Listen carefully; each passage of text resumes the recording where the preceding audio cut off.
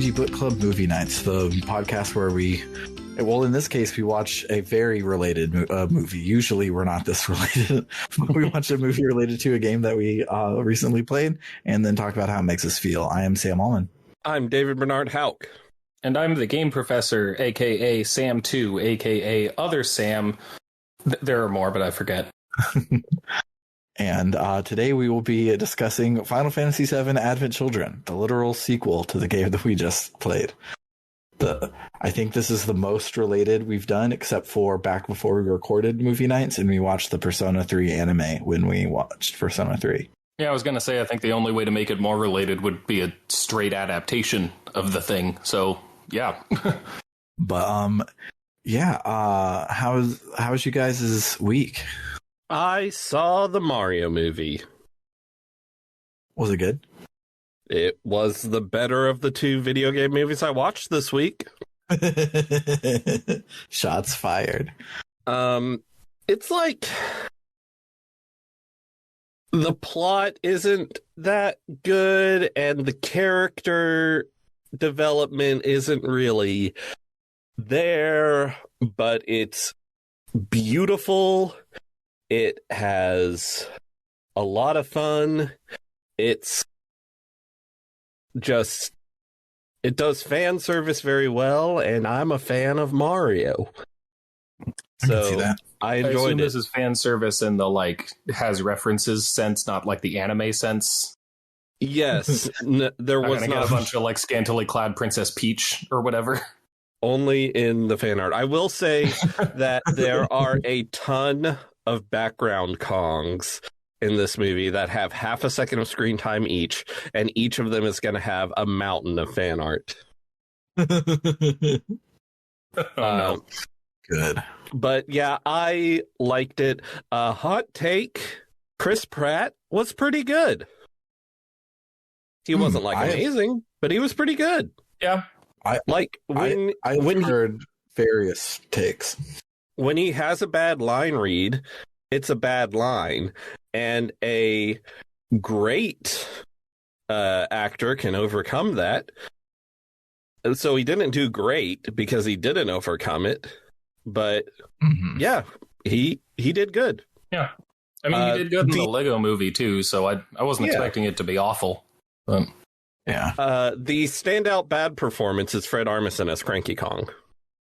Oh no. But Seth Rogen as Donkey Kong is great.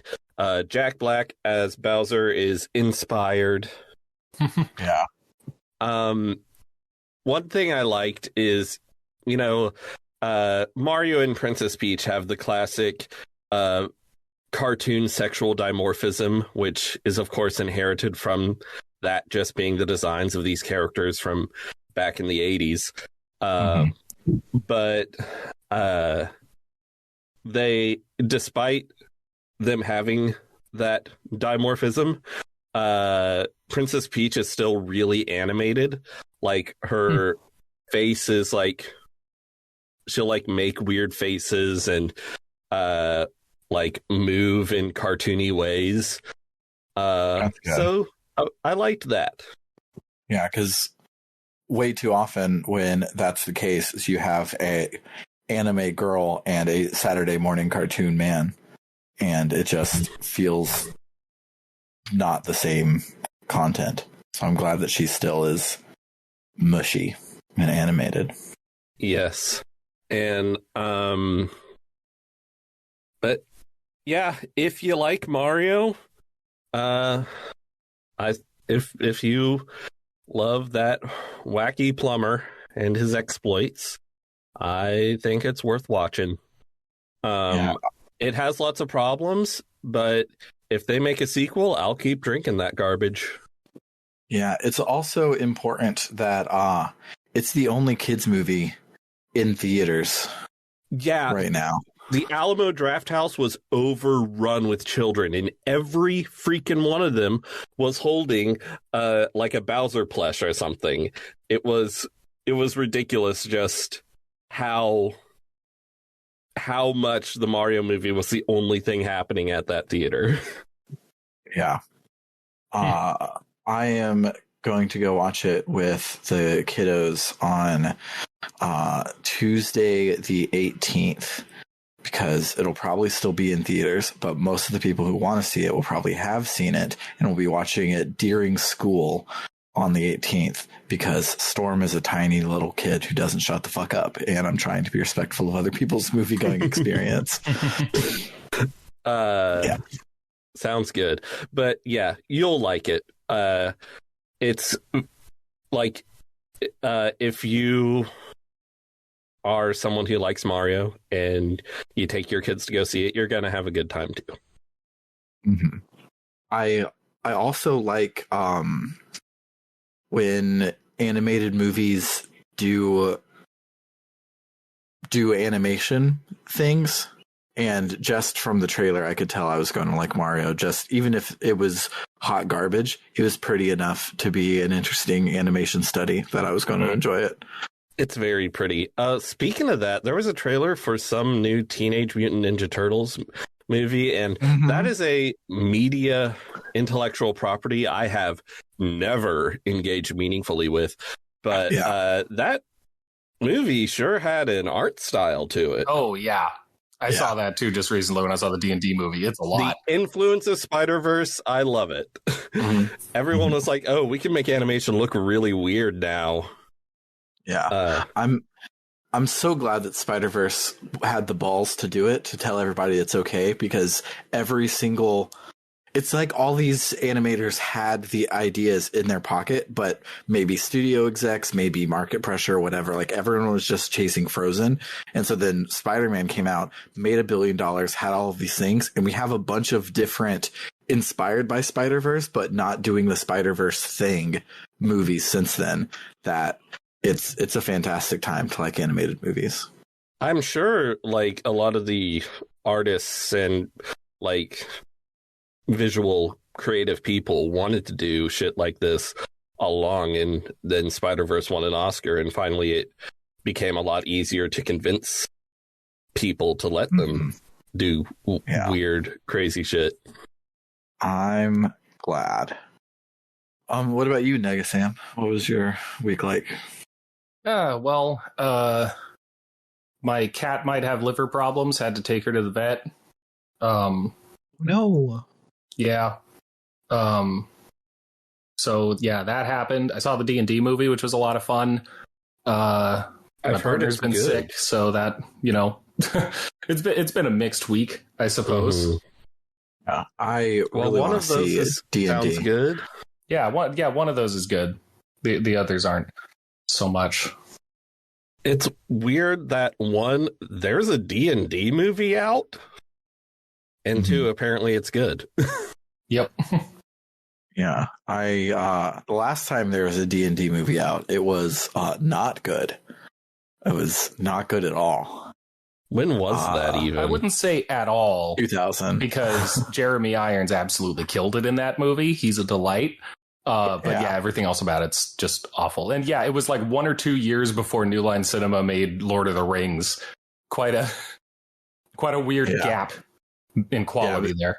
It was definitely not the time to make fantasy and take it seriously. So it was late 90s making fun of things to try and take the piss out of itself so that it could exist. And it doesn't work to varying degrees. The biggest thing is there's no dungeons and no dragon and no Dungeons and Dragons lore in the movie. It's all made up bullshit and doesn't work the way that it should. All right. But sounds like a D&D I would run. Yeah. But as for me, it not being good. As for me, 2 things happened this week. One of them might have happened 2 weeks ago, so I might have already talked about it. But I played Magical Kitties Save the Day, which is a tabletop role-playing game where you are magical kitties who save the day. And it is relatively rules simple. So I played it with Scarlett, and Scarlett really, really liked it. And Powered by the Apocalypse is only like maybe 3% more complicated. In some ways, it's less complicated. And Glitter Hearts is a Powered by the Apocalypse thing. So the Magical Girl campaign that I was getting off the ground with Summer and her best friend Deanne, putting that on hold for a couple of months so that Scarlett will be able to play with us, which means I'm going to be in the meantime starting a Pathfinder 2 campaign. And I got big ideas, and they're probably not good, and also don't follow the lore of Pathfinder, and also takes the piss out of itself so that it can exist. But yeah, I've been working on that, and I'm getting pretty excited. And other than that, I feel it doesn't help that we ask the same question on 2 of the 3 podcasts we record every week. So I feel like nothing has happened for me since the last time we recorded, because that was only a couple of days ago, but it was a different podcast. Mm-hmm. But yeah, the other thing I did this week is I watched Final Fantasy VII Advent Children. So let's listen to some music and talk about the game, though, the movie. We'll probably talk about the game too.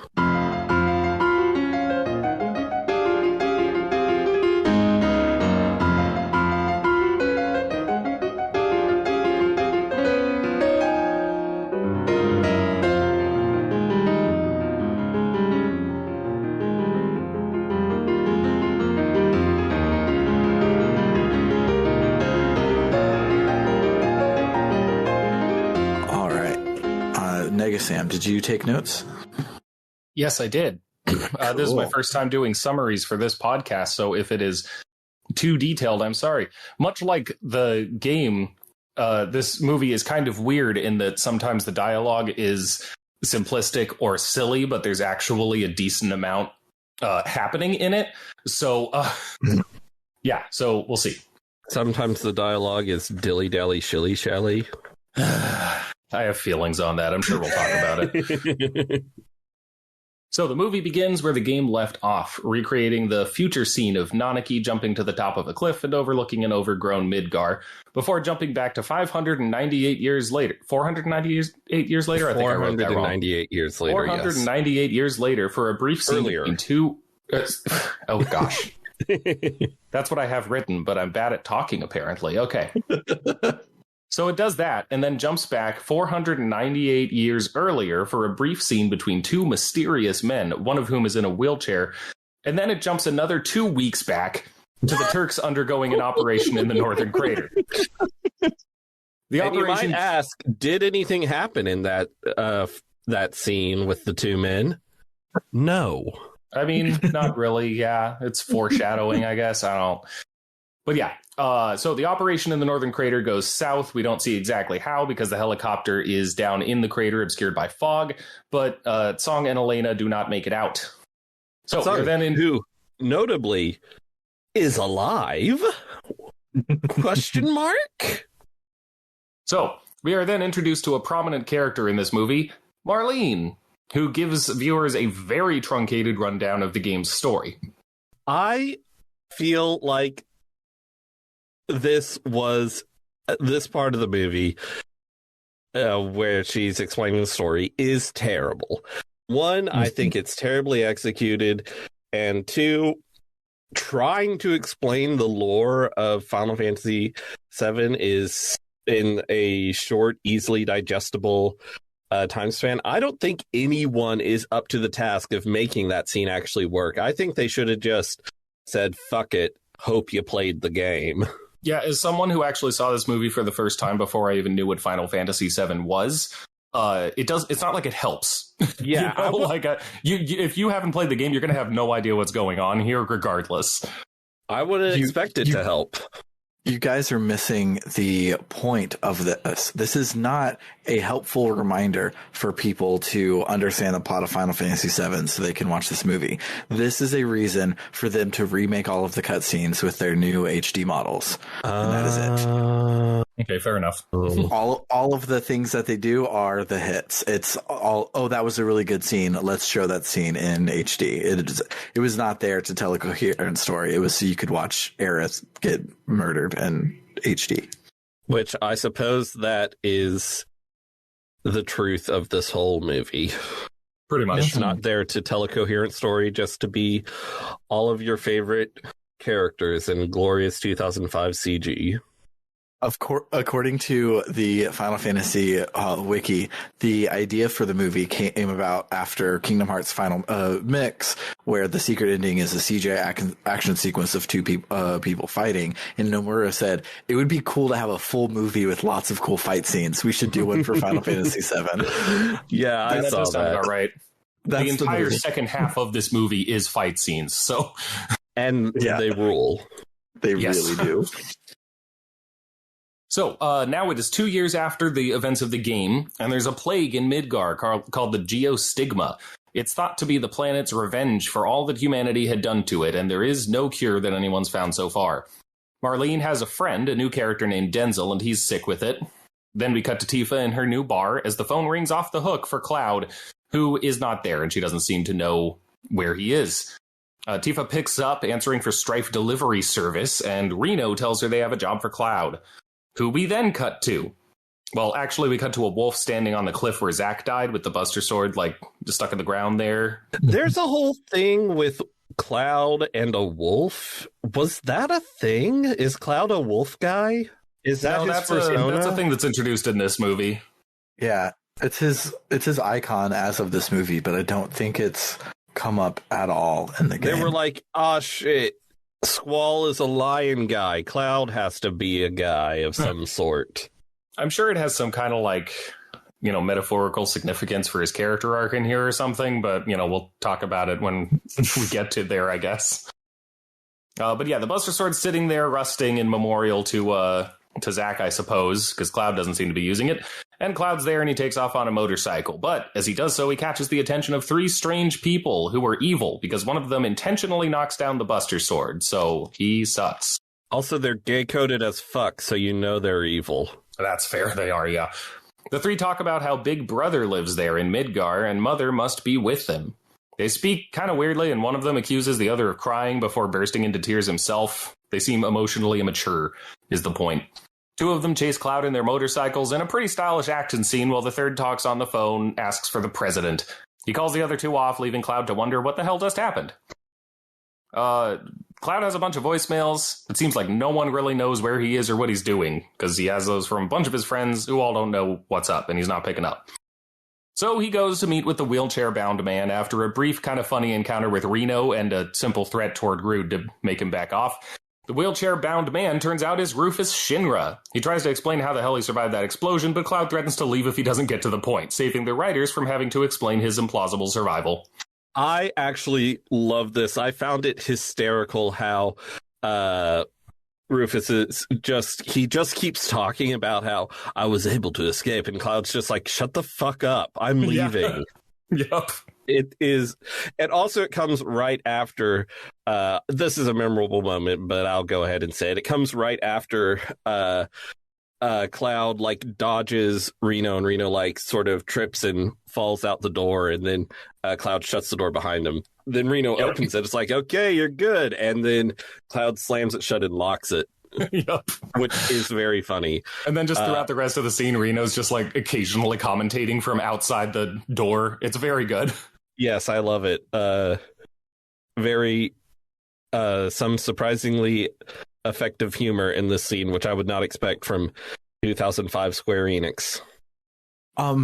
This reminds me, did you guys play in did you watch it with the dub or the sub? I watched the dub. I've seen both, but I watched the dub. I watched the sub, and Reno in the Japanese was especially fantastic here. I don't know if he was good in the dub or not. I haven't seen the dub. He's fantastic in the dub. He's like the best actor in it in the dub. It's Quentin Flynn in the dub, who is best known as being Raiden in the Metal Gear games. And he's fantastic. And being second best known for being a sex pest. Oh, I didn't know about that. Damn it. Yeah. I didn't know about that. But he is good in this movie. Mm-hmm. Anyway, what happens next? Rufus is postulating that the geostigma is not, in fact, from the planet as an act of vengeance, but that it's Sephiroth's consciousness still living within the life stream causing this problem somehow, and we'll get more info on that later. That Turk mission a bit ago was an attempt to confirm this theory, but they were ambushed by the 3 guys, one of which is named Kadaj, and the other 2 have names probably, but I don't know them. Yazoo and Laws. Are Yuzu and Laws, which those sure are some names. They are. Yazoo. I will forget them again when it comes time to talk about them, I'm sure, but yeah, I appreciate you knowing them. So, according to Rufus, those 3 are trying to resurrect Sephiroth because they themselves are remnants of Genova, genetically speaking. So he asks for Cloud's help, suggesting they could help the Midgardian orphans that Cloud's apparently taken under his wing. But then Reno chimes in, suggesting they could rebuild Shinra, and Cloud is immediately turned off from the idea and leaves. So meanwhile, Tifa and Marlene are visiting the church where Aerith's flowers are still blooming, and they find bandages with signs of the stigma on them, which I guess Cloud must have been living there or something, because they think that that means that Cloud has the stigma. I don't know why they think Cloud was there, but yeah. Well, there's some, like, camping gear there that suggests someone is staying there. That's true. And I think they say, like, is Cloud living here? Or Marlene asks if Cloud's living there or something. Oh, okay. Well, yeah, so the implication is that Cloud also has geostigma. We cut back to the Turks because this movie can't stay on a scene for more than a minute. And they're talking about how they kind of want atonement for their part in Shinra and everything that went wrong, but they're interrupted by Kadaj, who has business with Rufus. He's looking for a piece of Genova that Rufus apparently still has, saying the reunion is once again at hand and the invitations have already been sent out.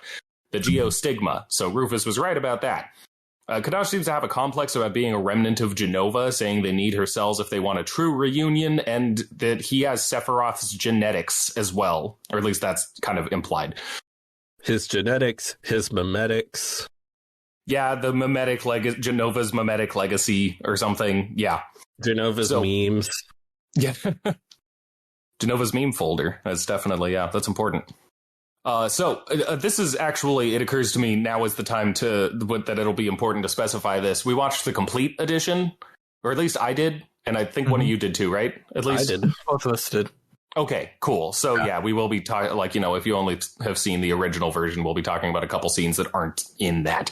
So we get a scene of backstory for Denzel, which was added in the complete edition, which is nice, because in the original, he was just some random kid that we didn't really know anything about. So he finds Cloud's phone. It's like a backstory thing, so it's a while ago. He finds Cloud's phone and tries to call his old home, but it was in Sector 7, so that doesn't work. He calls the first contact in the phone instead, getting Tifa. So he has a geostigma episode after that, but Cloud finds him, wakes him up, and takes him to 7th Heaven. And now we're back in the present as Denzel is trying to help 2 infected orphans on the street. Denzel's sort of emotional breakdown when he's on the phone with Tifa is real good shit. It is, yeah. That and just the moment of, like, of calling and just having that thing saying, like, the phone isn't available, repeating it over and over again with the visuals implying that, it's because his home was crushed under Sector 7. It's nice. It's a good character bit. Mm-hmm. So Cloud is back at the cliff where Zack died, and he sets the Buster Sword back upright, remembering Zack for a moment so viewers who haven't played the game can know what happened, even if they probably still won't understand it. Cloud expresses guilt that he swore he'd never forget that he would be his living legacy, but, did anyway in the events of the game, and remembers Sephiroth saying he can't feel grief because he's just a puppet, so that seems to still be haunting him.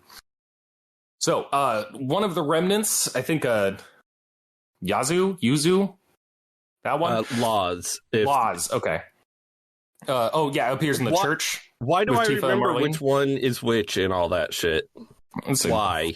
Good question, because I still don't. The kind of bulky one, the one that looks like, like the brute, the himbo, except not nice. I don't know. So he shows up in the church with Tifa and Marlene, asking them where Mother is. He comes across the flowers that grow there, but reacts with revulsion, calling them gross. So Tifa kicks his ass to a dope piano rendition of the game's battle theme. This is scene very awesome. Owns. It's so good. It's so good. Yeah, it's genuinely very, very cool. The bit where he, like, throws her across the room, but then she just lands on her feet on the wall with all the flower petals all over. Like, it's great. Yes. Yeah. That is the image on the Japanese theatrical release poster, according to Wikipedia. No, that's not surprising. It is one of the coolest single images in the movie. Like, you go to Wikipedia, and that's the poster that they have on there. It's great. That's very good. So yeah, battle is awesome. Tifa kicks his ass pretty handily, and then his cell phone goes off with the Final Fantasy Victory theme in a nice little joke there. He picks it up, says Mother isn't here, insists he's not crying once again, and then just absolutely destroys Tifa, like, immediately. But before he he has like a weapon thing, and he uses it. Yeah, it's like a punching thing. Yeah. And he can, like, warp. That's true. He can just, like, warp, I guess. One of those, like, why didn't you do that before things, but, you know, still.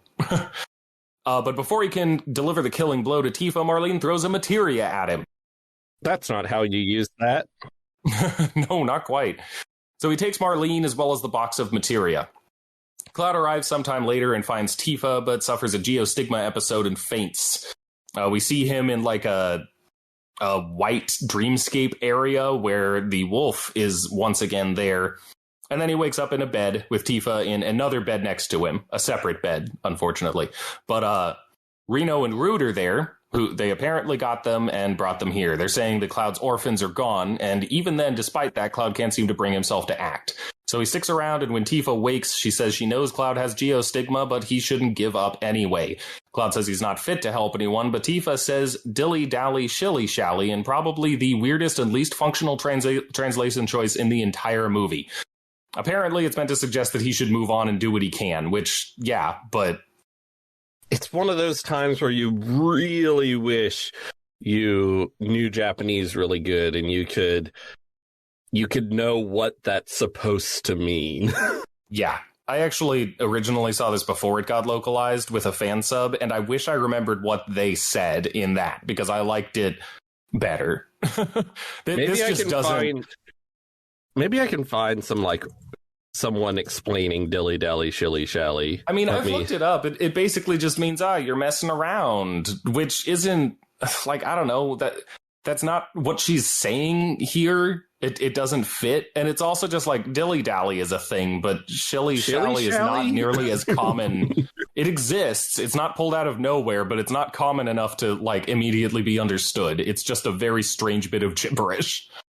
So it definitely was not in the one that it was not in the fan sub that I watched today. Who says it and when? I can look up and see what mine says instead. Tifa, after Cloud, like, this is actually a little bit later than when I'm saying it, because this movie cuts around so much that I had to, like, truncate some scenes into one part, so I didn't have to just keep bouncing. But, yeah, it's when the two of them kind of, like, at night are in that room right before Cloud, or maybe as Cloud is, like, driving to the Forgotten City. Okay. I'll see what they say. Well, we'll just keep going while you do, I guess, and then, yeah. It looks like, just from this article, which, who knows how accurate this article is, or how article this accurate is. Apparently, there she's saying, zuru zuru, which is an onomatopoeia for, like, dragging something along. Yeah, I remember the onomatopoeia, so I don't have to look it up. It's something like now I'm blanking on it. But what Tifa just says, dragging, because the person before was like, oh, they're like dragging their feet, or got to drag your ass out of it, or something like that. And yeah, her honestly, saying, that makes so much more sense.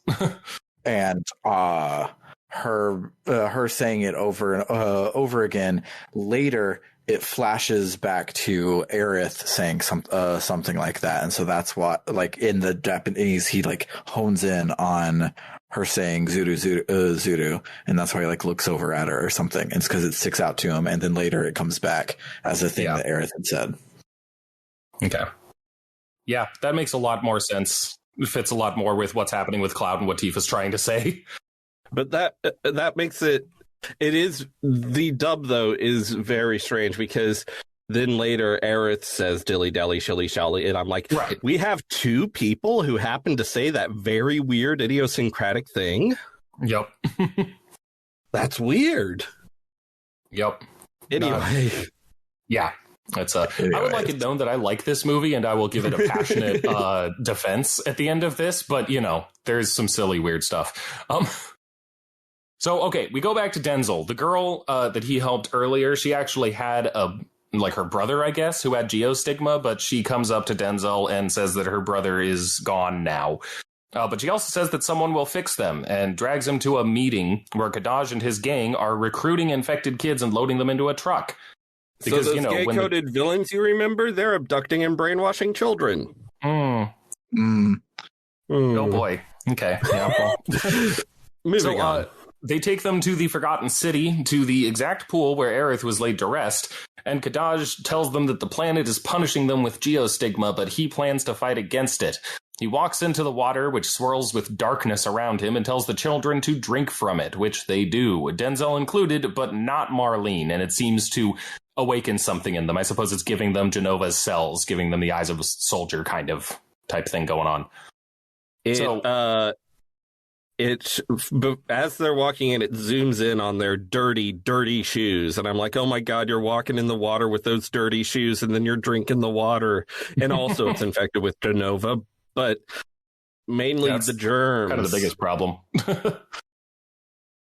Anyway, Cloud is on his motorcycle, riding to try and get the kids in the Forgotten City. And while he's doing so, he has a vision of Aerith. There's actually a really cool kind of moment where like he's on the motorcycle and then he's in that white void again, and he kind of like lurches forward like he still has the momentum of the motorcycle, but he's standing there.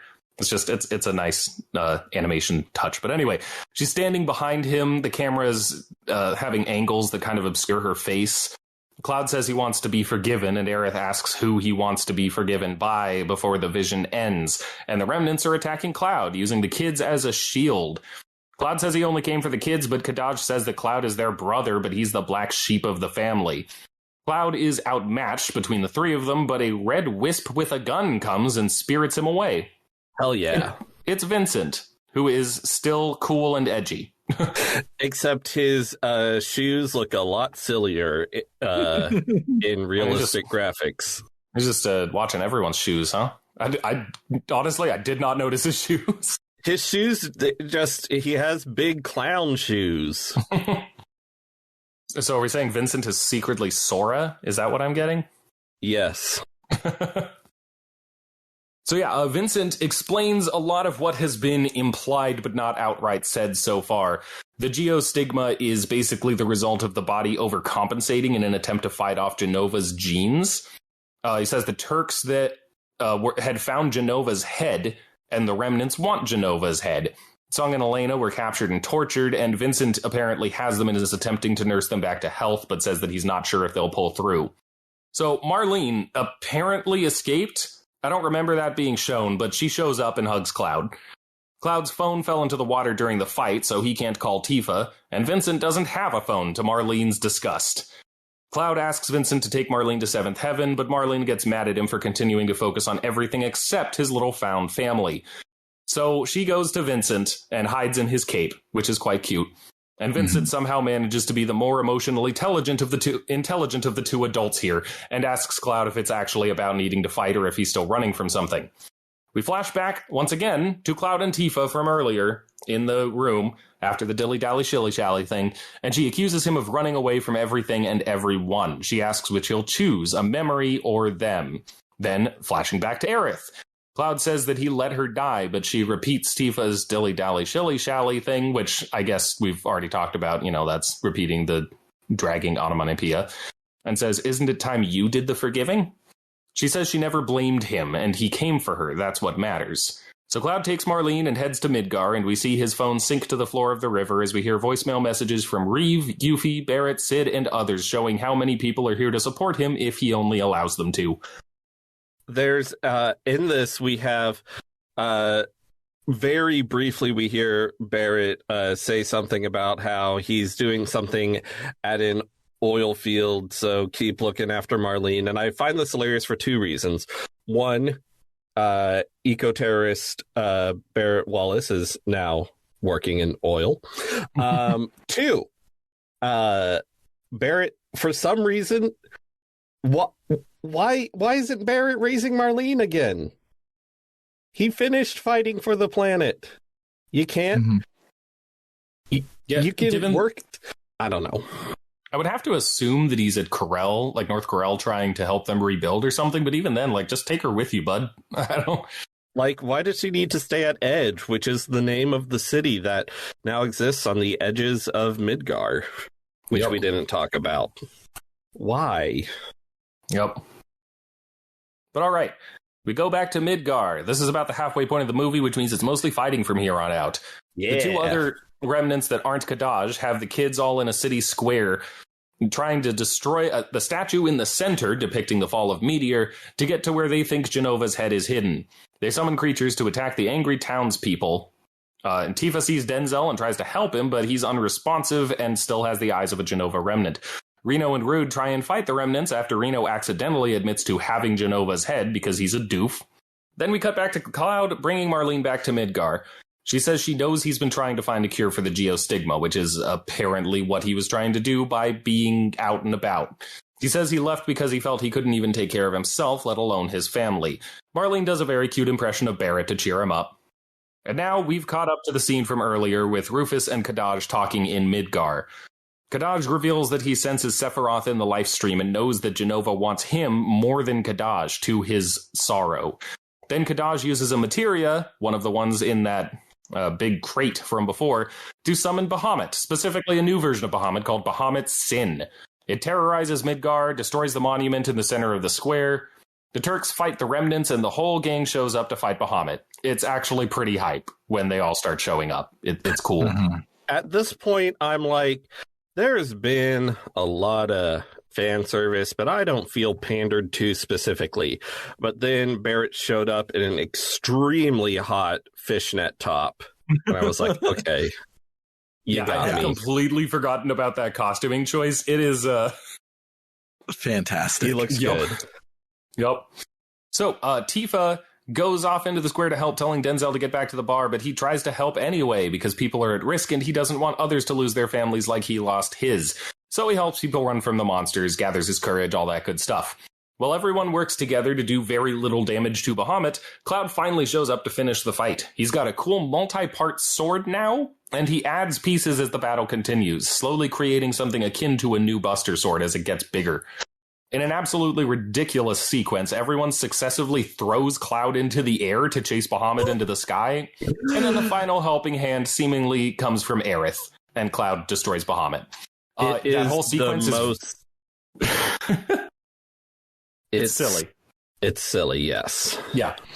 Also, though, Aerith's hand coming down to him and like a recreation of that shot from the end of Final Fantasy VII, actually kind of cool.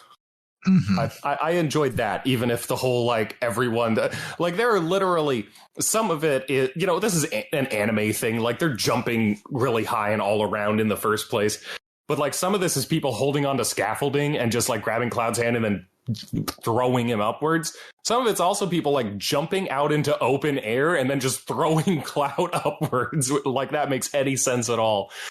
If you're gonna do all this bullshit, you might as well have Aerith at the end extend her hand and throw him upwards, is how I feel. So I'm glad they did it. Yep. Yeah. Before I was watching shit like this, and around this time, I was watching a lot of Japanese special effects films, and that this is straight out of those, like Cass Hearn, the new something. There's a Cass Hearn movie that is filled with shit that it's like this got a laugh in the writer's room and no one came back for a rewrite, and it made it all the way to the final film, and that's okay. It's so good. Excellent. So, meanwhile, Rufus and Kadaj are still talking, and Rufus makes the big reveal. He's had Genova's head the whole time, and he tosses it off of the building they're standing on. Kadaj tries to blast him with some kind of materia spell, but Rufus dodges by falling off the building. The two are both falling off at this point, trying to shoot each other, and Rufus manages to hit the Genova container with a bullet in the meantime. Tsung and Elena show up just in time to shoot nets and catch Rufus, and Kadaj manages to land and get Genova's head. Cloud chases them in a sequence kind of reminiscent of the highway chase in the game. It's as cool as it is ridiculous. The Turks try to help too, but that goes about as well as you'd expect. They are the comic relief in this movie, so, you know. Though the movie does weirdly kind of imply that Reno and Rude blow themselves up to take out the remnants, they don't. They're still alive later, but it makes that implication. Wait, when you said implies that Reno and Rude blow, I thought you were going to follow that up with each other, because also that. I mean, yeah, that makes sense. Absolutely that. I don't know the particular of the jokes when Reno was hilarious earlier, but one of them is when Rude walks out and puts his glasses on. He's like, "Wow, you look so cool, Rude," is what Reno says from outside. So yeah, they're blowing each other. Also, there's a scene where Reno and Rude get knocked down, and Reno is like climbing back up to his feet and steps on Rude's glasses, and Rude's like, "What?" And Rude stands up and takes another pair of sunglasses out of his jacket and puts them on. It's honestly one of my favorite moments. He's just like got extra sunglasses with him, because why not? Like, I've seen a few pieces of media do that gag, but it's always great. I always love it. Yup. There's also a bit like right after that where the two remnants that they're fighting is like, they're just like, "Oh, mother, like going on about it." And Reno's like, "Calm down. It's just Genova's freaking head." And they get really mad about it. Like, "How dare you talk about mother that way?" And he's like, "Whatever. Your mom's cool." And then he's like, "Oh, what am I saying?" And attacks him. That's it's very silly. It's very silly. So Cloud continues in the pursuit of Kadaj, which takes them to the center of Midgar. The fight leads them progressively up the central tower of Midgar, and the gang could help. They show up in the airship, but they choose to hold off in helping him for the time being, knowing that he wants to fight this on his own if he can. I was prepared to call this, like, "this is your fight" bullshit, but actually, like, as they leave, there's a kind of nice shot of Cloud, like, in the middle of his fight, like, recognizing that they're flying away and smirking. Like, it's clear that this is something that he wants to do for himself if he can, and they just know that about him. So, you know, it works better than it otherwise could. Although I do have to appreciate Yuffie being like, "I don't get it." And Sid's like, "This is man talk." And Barrett's like, "Men don't get it either." Yeah. I'm like, yeah, I'm glad some of the characters also don't get it along with me. Yep. So, Cloud manages to defeat Kadaj, but Kadaj takes what remnants of Genova's head for his own reunion as he falls from the tower, leading to another one of the coolest shots in the game as Kadaj manages to gently land on the floor where he's falling, but Cloud is like coming down at him with the Buster Sword, and Kadaj raises his hand, and as soon as Cloud lands, it makes a huge impact, and Kadaj is Sephiroth now. It's so like, just fucking immediately cool. In that one moment. It is extremely cool. It's so fucking cool. Yeah. It's fantastic. Yup. So we get another very long fight scene. Cloud and Sephiroth are tearing Shinra Tower apart in their attempt to kill each other. Sephiroth has a bunch of dialogue here about needing to give Cloud a gift, and perhaps he'll give him to spare.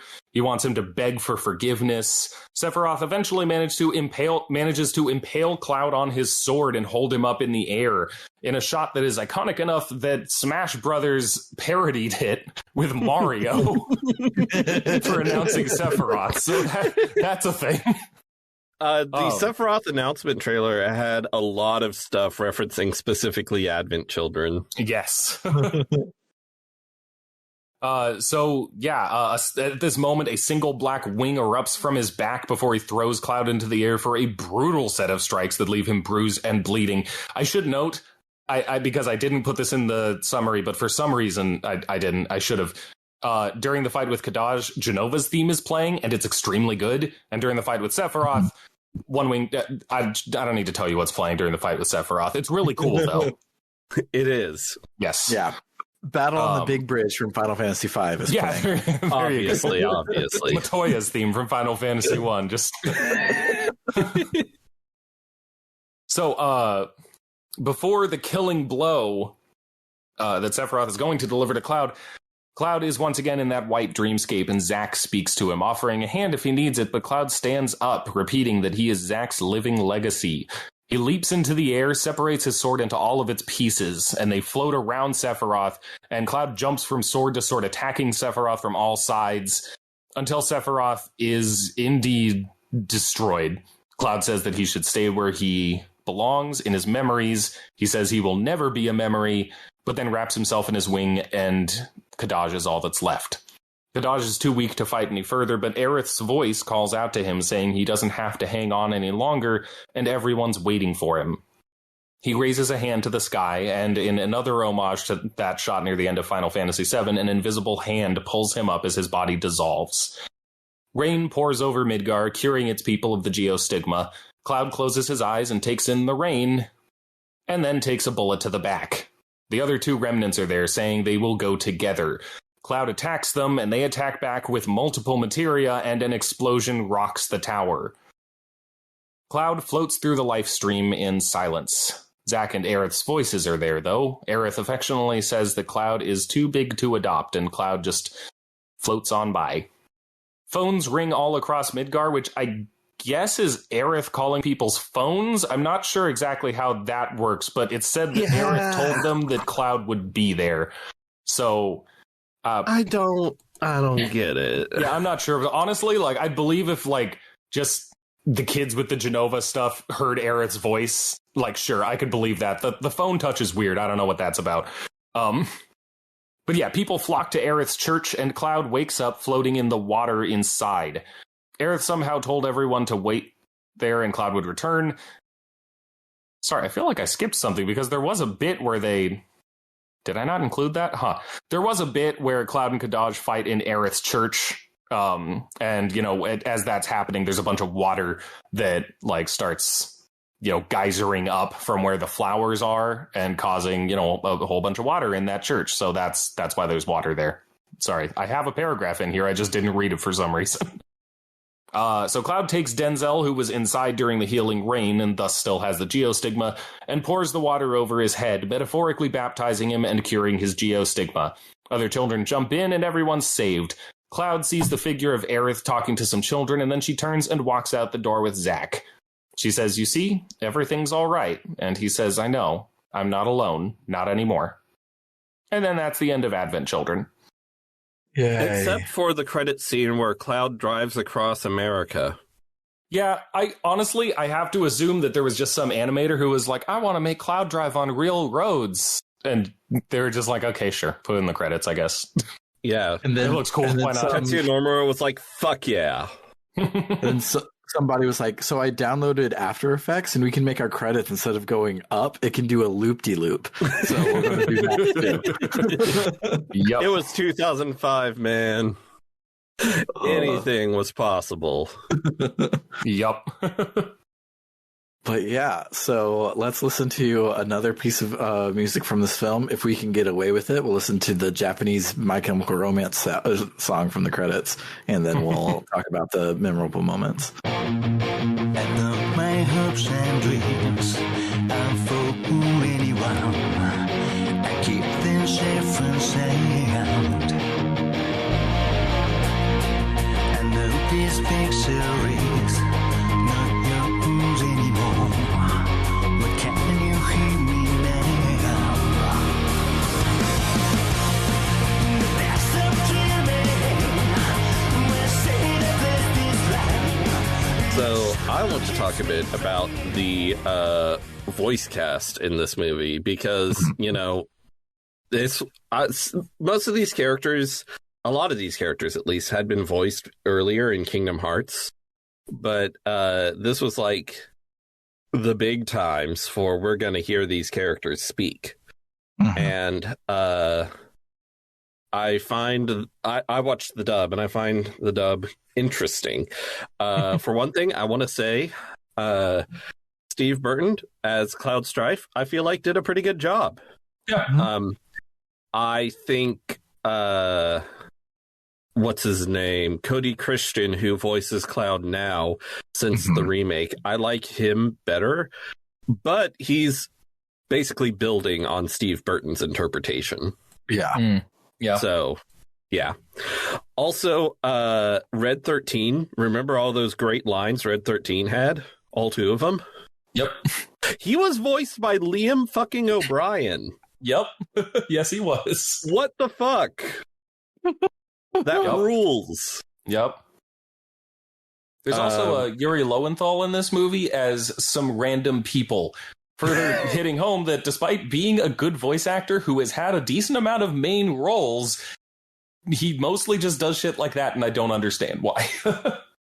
I feel like a lot of voice actors have that where, you know, you still take the sort of grunt work when you can get it. Hilarious. A gig is a gig. Yeah, that's true. So, Yuri Lowenthal is not listed on even the fandom articles credits under all the name characters, and also under additional English voices. Like Michelle Ruff, also a powerhouse, is there as just additional voices. Same with Wendy Lee, but Yuri Lowenthal didn't even make the additional voices. That's how little his part was. Sheesh. Also, I just find it interesting. This performance wasn't particularly good, but Laws, the Remnant, who's the big guy who fights Tifa, was voiced by Fred Tatasciore, or Fred Tatasciore. I don't know how you to say his it. last name. But I want to bring that up because in Final Fantasy VII Remake, he played Don Corneo and was like maybe the best performance in the game. Yep. He's so a lot. He's one wild. of those that you don't hear his name all that often, but then you look him up on IMDb and it's like, oh, he's in everything. Yeah, everything. He's probably in a bunch of other Final Fantasy stuff too, here and there. But yeah, mainly I know him as Don Corneo in Final Fantasy VII Remake. Yeah. A lot of the dub isn't particularly good, and it's kind of weird. And also, it has a problem where, you know, they didn't have the resources, I guess, to reanimate the mouths for the dub. And when it's like a 2D anime, you can usually get away with that, but it looks real weird when it's realistic 3D. And some of the line reads have to be weird because of it, and I don't know. It's rough. Yeah. So, speaking of not having the money and realistic 3D, I don't know if this was my copy, though my copy it's like 19 gigs, so I know it's like plenty big. But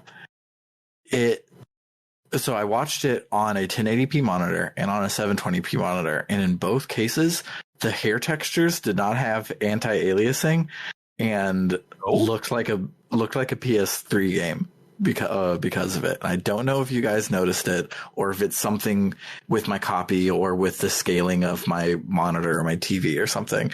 But like every close up of Tifa, it looked like her hair was a PS3 game, which, I mean, 2006 was before the PS3, so it's a step forward for them, but still not a thing you normally see in movies. Yeah, I sure didn't notice that. Yeah, but I'm trying to look at like a HD screenshot to see if I see it anywhere else or not. Huh. Weird. Yeah. Another thing, speaking of graphics, so when Tifa and Marlene come into the church and they look over and they're like, oh, Cloud was here. It shows his camping gear from like a ways off, and that includes the scarf on the top or whatever. That at the first glance I thought was a used condom for some reason. No, Cloud fuck. So obviously he was here. Marlene's like, wait, is Cloud living here? And Tifa's like, oh, I wouldn't know. I don't know. I didn't come here. So I found the Tifa versus Laws fight scene on YouTube to look at the hair thing. And one, I'm not seeing it. Two, God, this fight scene rules. It's so cool. I'm just watching it again now. Yep. It's funny, actually, how much of the music in this movie is, because if I'm not mistaken, a lot of it existed already. Like the piano version of the battle theme was part of the Final Fantasy VII piano compilation. And the versions of Genova and One Winged Angel are by the Black Mages, Nobuo Uematsu's metal band. And they, that also is like, they'd already made that music from what I understand. So like, some of it they just kind of had already from official mixes, like remixes. So that's neat. It also has some original music that's pretty good, but yeah. Yeah, the music in this movie is good. Tell your cat I say hi.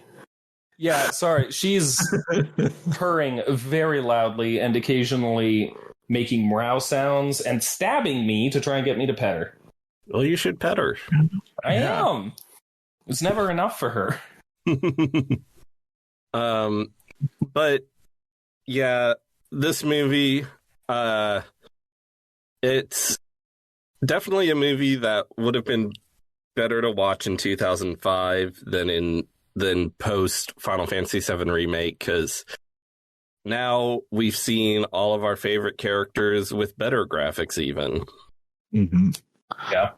Although I do gotta say, oh, you can go ahead.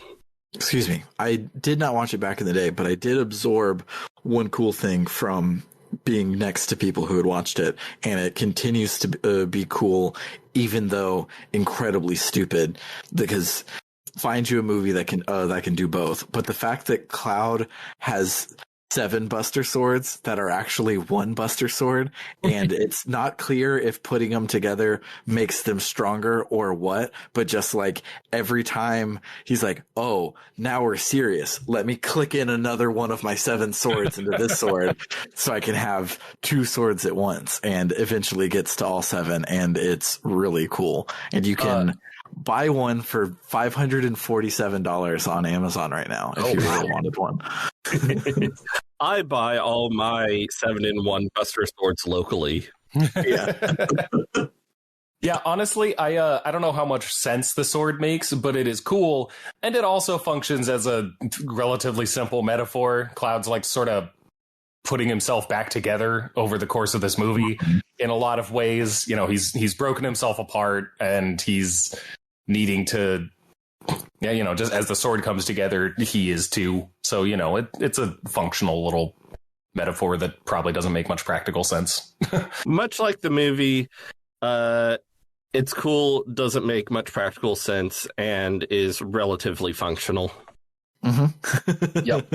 I would actually argue that it is, thematically speaking, extremely, shockingly functional, but that's me, and I will get into it at some point in here, I'm sure. One thing I will say, I don't understand why. Okay, so the Turks are comic relief in this movie, which is interesting considering the whole. Like, we're just laughing, like, haha, isn't Reno silly? And then, you think back to Final Fantasy VII when he's like, well, it's just business. Anyway, I'm going to drop this plate on thousands of people. Yeah.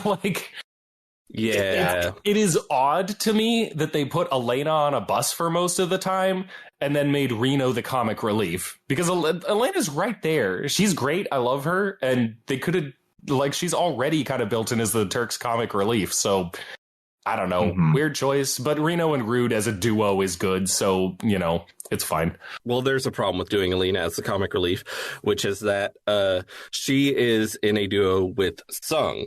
And Sung fucking died in Final Fantasy VII and shouldn't have come back because his death was a really affecting scene, and we mourned him, and it was good. That's fair. And it makes me mad that they brought him back, and then Kadash was like, we killed them. And then it's like, no, we didn't even kill them. Then we brought him back again. It's so weird.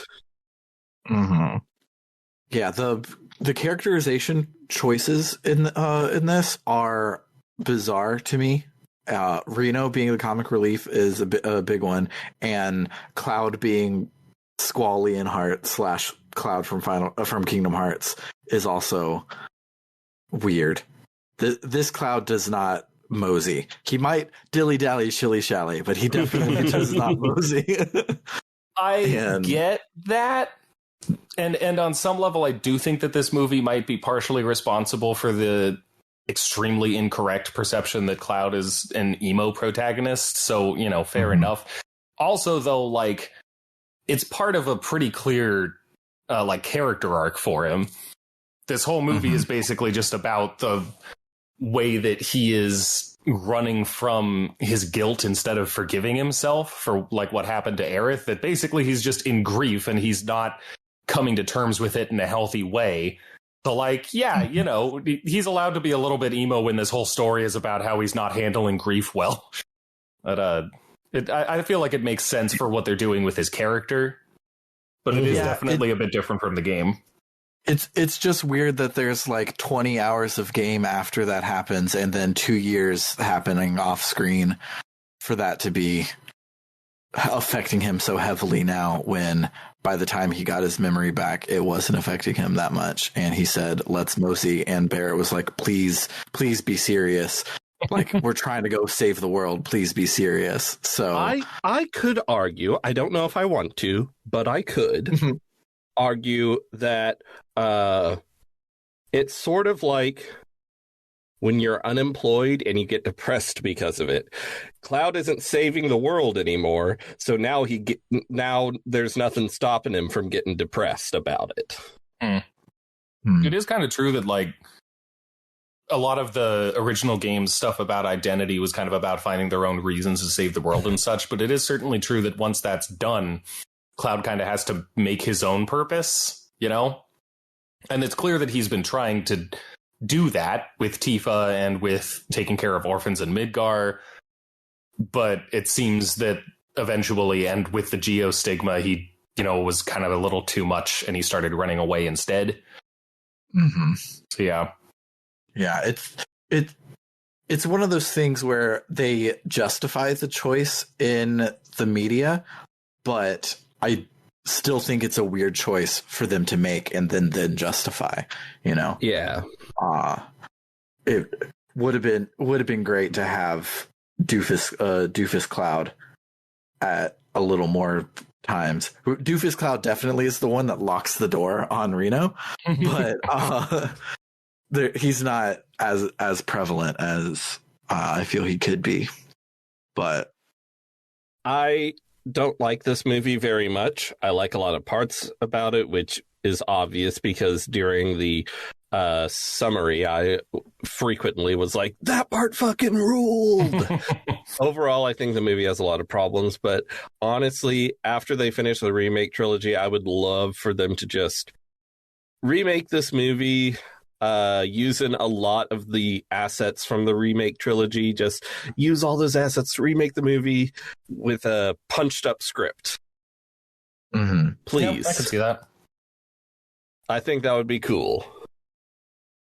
And Yeah, I know it's asking a lot to ask for more Final Fantasy VII content. Yeah. But I want all the Final Fantasy VII I can get. I'm kind of the opposite opinion, that I acknowledge that this movie has a lot of problems, but I love it. And not just as a, cool fan service, cool fight with Cloud and Sephiroth and stuff kind of thing, but like I rewatched it right after I made my Final Fantasy VII analysis video on my YouTube channel. And so, like, all of the themes and meaning and stuff in the story, the original story, was very, very fresh in my mind. And so then I'm immediately afterward watching Advent Children, and, like, it carries on a lot of the stuff that Final Fantasy VII was about, like identity and grief, especially grief, really well. Like, surprisingly well. And there's a lot there that I could say, and I'm sure that all of it would be too much, but I do want to say I love Kadaj a lot.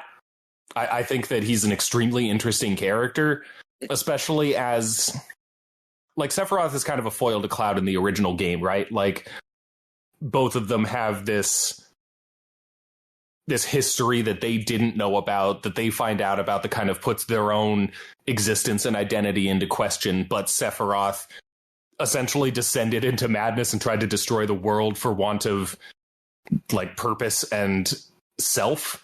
Well, Cloud had friends to keep him anchored and managed to, you know, pull through it with a stronger sense of who he was. And so that, you know, kind of thematic tension between those two characters is a pretty cool thing in Final Fantasy VII. I feel like in some ways, Kadaj is an even more effective foil and opposite for Cloud. Because, like, he's this character who is a remnant of Jenova, who has Jenova's cells and who wants to enact what Jenova wants. But he mentions multiple times that Jenova would rather have Sephiroth. Like, that he's here doing his best, dedicated to a purpose that is not his own, part of an ideal imposed on him from something else. But he can't be good enough for it. Even though he's trying his best and dedicating everything to it, Jenova still wants Sephiroth instead. And that eats away at him. Like, it's really, really interesting to me. And it makes him a really interesting and tragic character. And the fact that in the end, like after, you know, as he's dying after the battle with Cloud, that Aerith just like accepts him. Like there's no retribution for this character. There's no like revenge or justice or anything. It's just that he finally gets to be free of all these burdens and expectations and the knowledge that he's not good enough for Jenova and can simply go, and Aerith just welcomes him there with open arms. And I think that's really beautiful and cool. And, you know, it's just, it's nice. I like it. I like Kadaj. Yeah, it's good. Yeah. I am somewhere in the middle between liking this movie and not liking this movie. I do not regret watching it today, and I probably would not watch it again for funsies, but it was good. It was fine. I gave this movie 2 stars on Letterboxd, and let me tell you, would have been 2.5 if they had just made the colors better. That's fair. Why is everything gray? Yeah. Look, this movie was heavily inspired by The Matrix. And, okay, The Matrix does use colors well. I mean, it's an action movie made within, like, 10 years of The Matrix. So, of course, it's heavily inspired by The Matrix. The Matrix used colors well, but in a way that did appear kind of dull in a lot of cases. And, you know, I don't know, dingy gray action settings were all the rage back then. I mean, something can do something well and inspire lots of people to copy it poorly. So, yeah. Mm-hmm. Yep. Yeah, that was definitely par for the course at the time, though. Everything was brown. Yeah. Another thing that weirds me out about this movie, they have a memorial for Meteor Fall, and but it's just a statue of Meteor. And it's a statue of Meteor with the base of the thing is supposed to be Aerith's life stream that stopped it. It has like swirls along it. That base of it is part of the thing. Meteor is gold, but the bottom green part is also part of it, and that's the thing that's stopping the meteor. Okay, it just feels a little weird to me because, like, I don't know, 9/11 memorials usually don't have the planes in them. That's true. Very, very true. I didn't want to make a crass 9/11 joke, but that's the metaphor that came to mind. Yeah. Again, the real reason is they needed to get Yoshitaka Amano's drawing of Meteor into the movie somehow. Which is a really fucking good drawing. Yep. It is. It's very weird that a circle with a like splooshy on it is so good, but it is. Mm-hmm. Shout outs to Yoshitaka Amano. He can draw a meteor. Mm-hmm. Yeah, I don't know. Just like for all the problems it has, I've got so many just like notes here on little thematic things, references, parallels. I love how Vincent like compares Cloud's self-imposed exile out of guilt to his own exile that he had done before Final Fantasy VII. Like, just hiding away, not actually doing anything about what needs to be done. I love the way that the kids are... There's obviously a lot of baptism imagery in this, and I love the way that the kids are essentially corrupted by Genova's cells by being baptized at the place where Aerith died, but they are cured of the geostigma by being baptized in the place where Aerith lived. Like, in terms of, the game's emphasis on, like, yeah, it's sad when people die, but their life still matters. That's really, really cool. There's just a lot, like... I think that this movie is better than it seems like it makes any sense for it to be at drawing meaningful parallels and making meaningful expansions on some of the stuff that the game was saying. And that's enough for me. Like, it can be a cool, ridiculous fan service nonsense movie and also have a surprising amount of depth regarding what the movie was saying and what the game was saying in the first place. And those two things together, I'm like, yeah. It has problems, but I like both of those things a lot. So, anywho, anything else about Advent Children we need to bring up? One random thing that I will admit I don't really understand. I don't think Rufus had to survive. Like, I don't know. No. I could buy the Turks trying to redeem themselves. I can't necessarily buy Rufus trying to redeem himself because he's a piece of shit. And it feels kind of unnecessary. They would have had to write some things differently if he wasn't there. So, like, I'll give that he has enough of a role in the movie that it's not like you could just take him out and it wouldn't matter. There's no reason for him to be there. It just is kind of a weird choice to me. I don't really see why he had to still be alive or what that necessarily adds to it.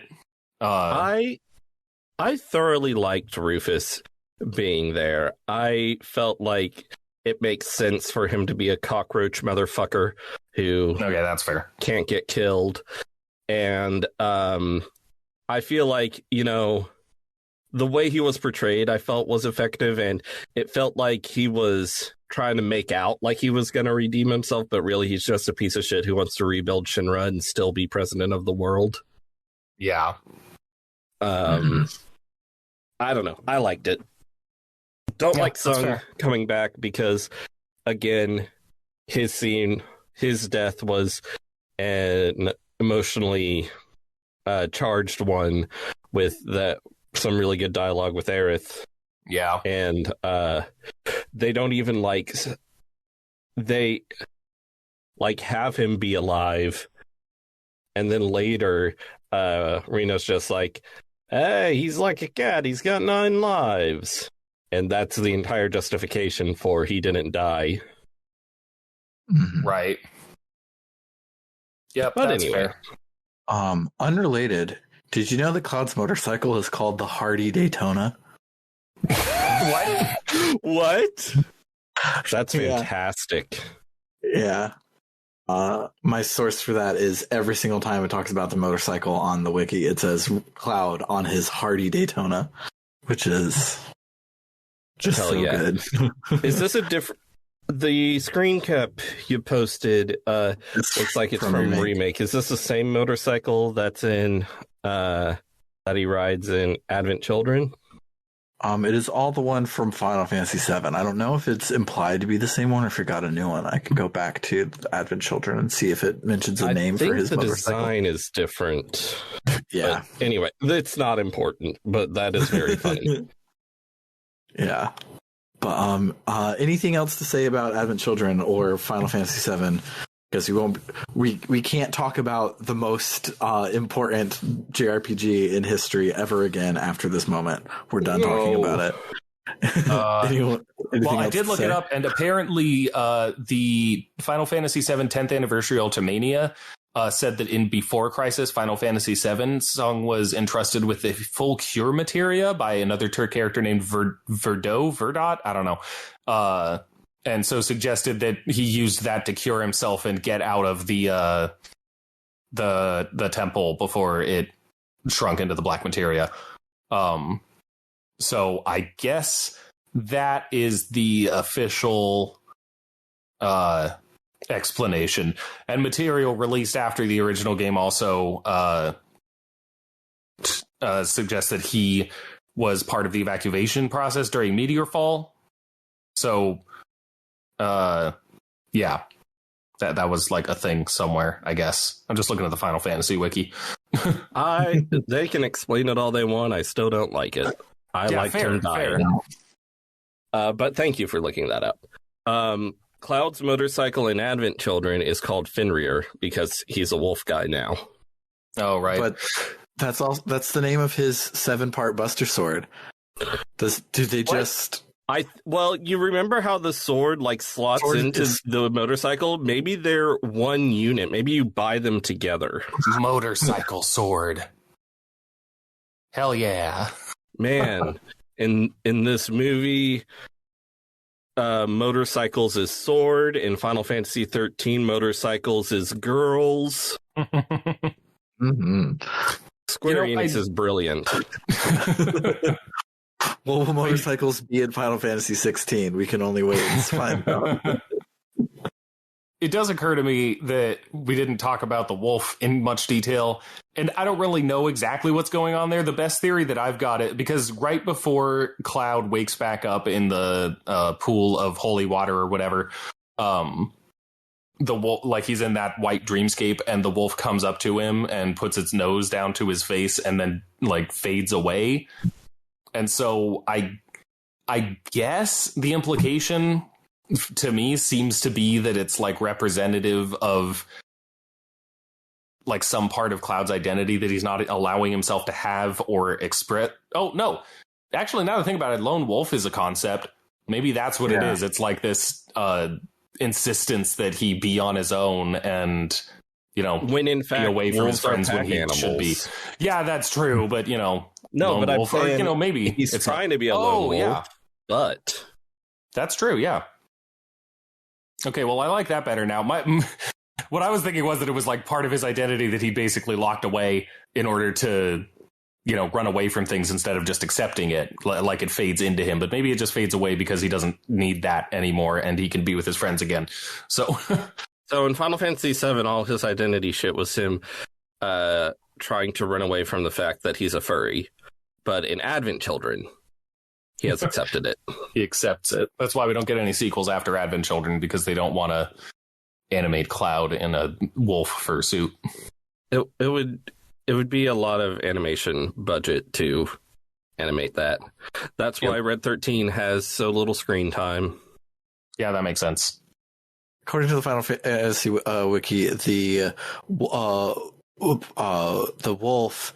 It was not stated in the movie, but mentioned in the making of book for Advent Children that the wolf is a symbol of Cloud's loneliness for lone wolf, and also his guilt for the death of his friends, Aerith and Zack. And so at the end, he says, "I'm not a lone wolf. We had a whole Avengers fight scene with all of my friends. Obviously, I'm not a lone wolf, so I can forgive myself and move on." And after that Avengers fight scene, I had the actual big final fight scene by myself. Yes.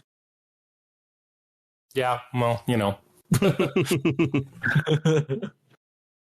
I think the movie has some problems.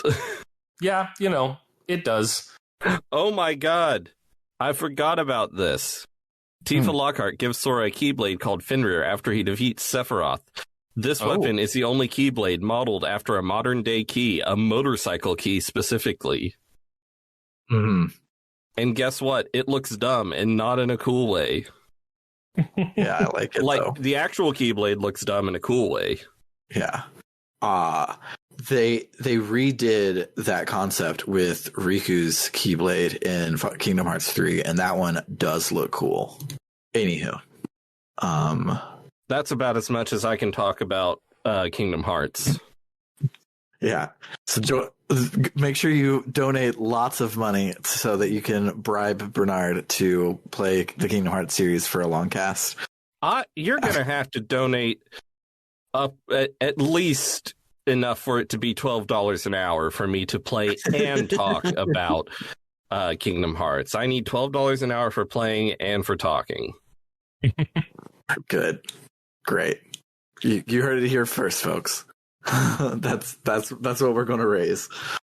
But, yeah, so that will do it for the week. If you like what you heard here, you should go and check us out on the web at www.rpgbook.club, where you can donate to help us keep the lights on, pay for games, those sorts of things.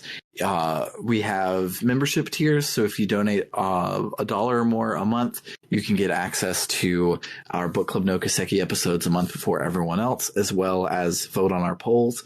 We just closed a poll for what we're playing next, so next week we will be starting Skies of Arcadia, so that'll be lots of cool and lots of fun. So towards the end of Skies of Arcadia, the polls will open again for whatever game will be after that. So go and check that out. If you like us a little bit more, you can donate $5 or more a month, where we will shout out your name at the end of every episode. So shout outs to Floris, Kaldron, Freddie Rodriguez, Bernie L. Taylor, Aaron524, Vimk, Jfro Prime, and Doho. And then if you like us, like insane amount, you can donate $20 or more a month, and we will not only read out your name, we'll give you a one-sentence shout out of your choosing. So shout outs to Eliza Tantivy. They want you to check out critical-distance.com, which is a aggregator for good games journalism. And then our other supporter, Carr, is a dentist, so his shout out is not for a URL, but for your own mouth. And he says to brush your teeth twice a day, most importantly, right before you go to bed. For RPG Book Club, I have been Sam Allman. I'm David Bernard Houck. And I am the game professor, Sam. Other Sam. Toodaloo, folks.